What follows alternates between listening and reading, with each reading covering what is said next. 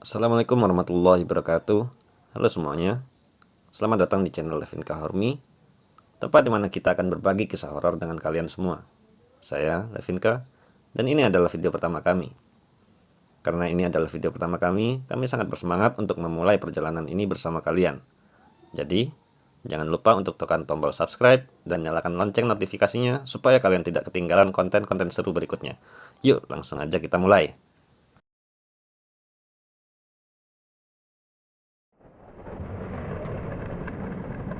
Petaka mencekam di bengkel mobil. Ko Aseng dikenal sebagai pemilik bengkel mobil terbaik di kotanya. Bukan hanya karena kualitas pekerjaannya, tetapi juga karena ia juga sangat mengutamakan kepuasan para pelanggannya. Namun, pada suatu malam, musibah yang tak diinginkan pun terjadi. Pada malam itu, ketika suara mesin mobil dan perkakas masih terdengar di bengkel, aroma minyak dan keringat berbaur di udara. Doni, Jordi, Yugo, Ferry, Rama, Joko, Mufid, dan Karto bekerja keras untuk menyelesaikan pekerjaan mereka. Tak ada yang menyangka bencana sudah menunggu. Tiba-tiba, percikan api kecil muncul dari sudut bengkel yang jarang diperhatikan. Dalam hitungan detik, api itu pun membesar, melahap kayu dan bahan mudah terbakar lainnya. Jeritan panik mulai terdengar ketika mereka menyadari bahwa bengkel tersebut terbakar. Para karyawan segera berlarian keluar. Beberapa mencoba memadamkan api dengan alat seadanya, tapi usahanya sia-sia. Api terus berkobar hingga melahap seluruh bengkel.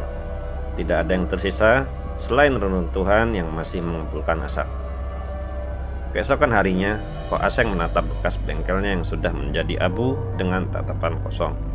Semua jerih payahnya, semua kenangan, habis tak tersisa.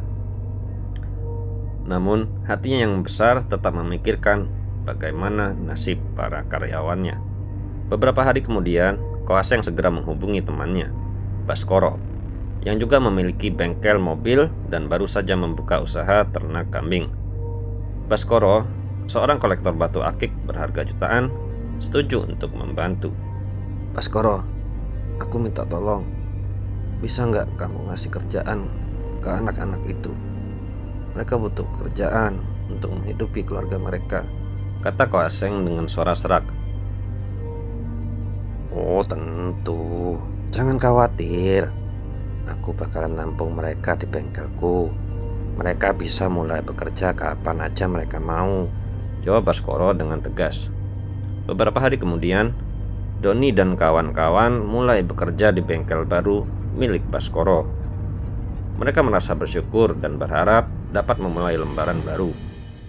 Namun tak ada yang tahu bahwa ada sesuatu yang menanti mereka di depannya. Pada malam Jumat pertama, Rama ditemukan tewas di rumahnya. Tubuhnya kaku dengan mata terbuka lebar. Ekspresi wajahnya seperti menunjukkan ketakutan yang teramat sangat. Polisi yang datang tidak menemukan adanya tanda-tanda kekerasan ataupun luka. Sebenarnya apa yang terjadi pada Rama? Tanya Doni dengan suara bergetar saat mereka berkumpul di bengkel keesokan harinya. Iya, padahal dia baik-baik aja kemarin. Gak ada yang aneh, jawab Yugo sambil menggelengkan kepala. Kematian Rama membuat mereka semua diliputi kecemasan. Namun, hidup terus berjalan dan pekerjaan di bengkel tetap harus dilanjutkan. Minggu berikutnya, pada malam Jumat, Yugo juga ditemukan tewas di rumahnya dengan cara yang sama. Sekali lagi, tak ada tanda-tanda kekerasan, hanya ekspresi ketakutan yang membekas di wajahnya. Aku rasa ini bukan suatu kebetulan, kata Ferry, suaranya bergetar. Ada sesuatu yang gak beres, aku yakin itu, ada sesuatu yang gak beres, tambah Joko sambil melihat ke sekeliling dengan waspada. Ketakutan mulai menjalari setiap sudut pikiran mereka. Mereka saling menguatkan satu sama lain, mencoba mencari penjelasan atas kematian yang misterius itu. Namun, tak ada jawaban yang memuaskan. Ketika Doni menjadi korban berikutnya, kepanikan mereka mencapai puncaknya. Ketiga kematian itu selalu terjadi pada malam Jumat tanpa petunjuk atau motif yang jelas. Adi, kepala mekanik yang juga sahabat baik Ko Aseng, memutuskan untuk mengambil tindakan Ia mencurigai bahwa Baskoro lah yang mungkin terlibat dalam kematian misterius itu. Mungkin, pikirnya, Baskoro menumbalkan mereka untuk mendapatkan kekuatan ataupun kekayaan. Kita harus berhenti kerja di sini. Aku nggak mau ngebiarin kita jadi korban berikutnya, kata Adi tegas kepada teman-temannya. Tapi gimana dengan penghasilan kita? Kita butuh pekerjaan ini, jawab Mufid dengan cemas. Apa gunanya uang kalau kita mati? Aku harus bicara dengan Baskoro, seru Adi kala itu. Namun, sebelum Adi sempat menemui Baskoro, Mufid menemukan sesuatu yang mengejutkan. Suatu malam, Mufid pergi ke rumah Jordi untuk meminjam uang. Saat sampai di depan rumah Jordi, ia melihat cahaya samar dari balik jendela kamar Jordi. Karena penasaran, Mufid pun mengintip melalui celah tirai, dan apa yang dilihatnya membuat darahnya seakan membeku. Di dalam kamar terdapat foto dirinya dan semua temannya, termasuk foto teman-temannya yang sudah mati. Di sekitar foto-foto itu terdapat dupa, kemenyan, dan boneka santet. Mufid terhuyung mundur, berusaha memahami apa yang baru saja dilihatnya. Jordi, dia yang ngelakuin semua ini, bisiknya pada diri sendiri. Mufid segera menghubungi teman-temannya dan juga menelpon Baskoro. Mereka berkumpul di rumah Mufid. Wajah mereka menunjukkan campuran ketakutan dan kemarahan. Kita harus menangkap Jordi sekarang, kata Adi dengan suara rendah tapi tegas. Ya, tapi kita harus hati-hati.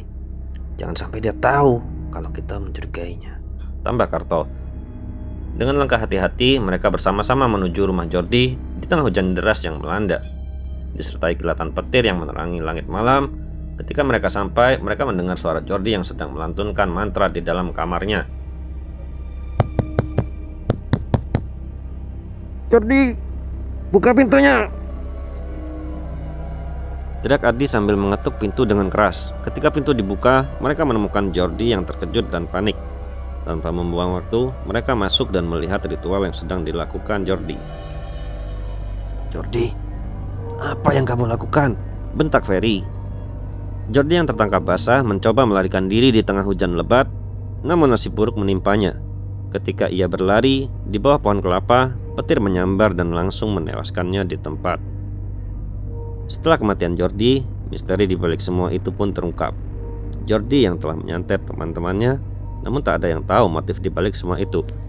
Apakah dendam atau ada sebab lainnya?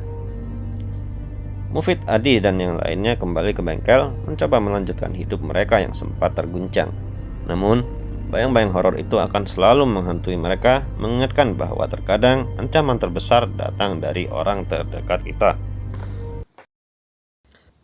Ya, begitulah kisah menakutkan ini berakhir. Jadi ingat, di setiap bayangan ada misteri yang menunggu untuk terungkap. Jika kamu menikmati cerita ini, pastikan untuk menekan tombol like dan subscribe untuk lebih banyak cerita horor yang membuat bulu kudukmu merinding. Jangan lupa untuk nyalakan lonceng notifikasi agar kamu tidak ketinggalan setiap kisah baru dari channel ini. Dan jika ada kisah horor pribadi yang ingin kamu bagikan, tulis di kolom komentar di bawah. Siapa tahu ceritamu akan menjadi kisah berikutnya yang akan kami angkat. Terima kasih telah menonton. Jangan lupa dukung channel baru kami supaya bisa cepat berkembang dan semakin baik lagi. Sampai jumpa di cerita selanjutnya. Wassalamualaikum warahmatullahi wabarakatuh.